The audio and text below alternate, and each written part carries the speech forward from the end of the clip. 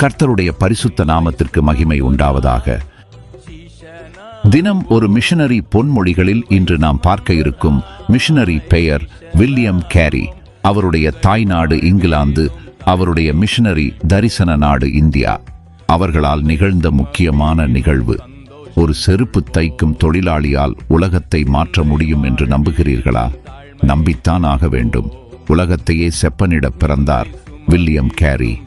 1793 ஆண்டு கல்கத்தாவில் காலடி எடுத்து வைத்த இவர் திரும்பி தன் நாட்டிற்கு சென்றதே இல்லை.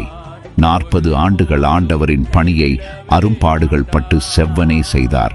பிரச்சனைகளும் போராட்டங்களும் இவர் வாழ்வை பின்னி பிணைந்தது.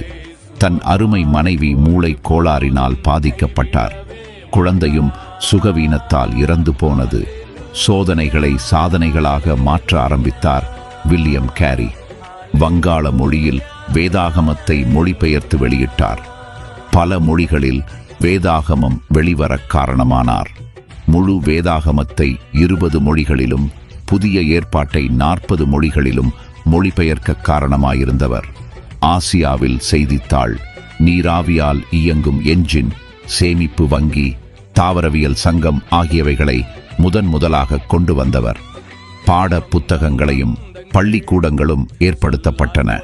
இலக்கண ஆதரவற்றோர் நூல்களையும் இல்லங்களும் எழுதினார்.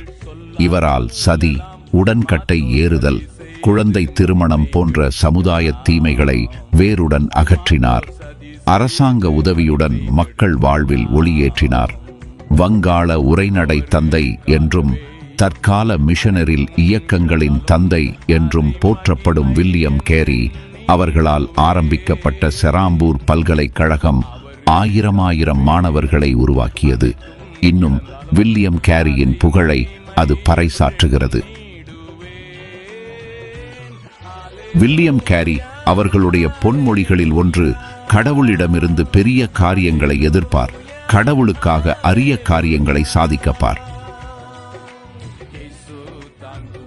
மிஷனரிகளை பற்றி அறிவோம். அவர்கள் செய்த ஊழியத்தையும் தியாகத்தையும் பிறரிடத்தில் போற்றுவோம். கர்த்தர் உங்களை ஆசீர்வதிப்பாராக. ஆமென்.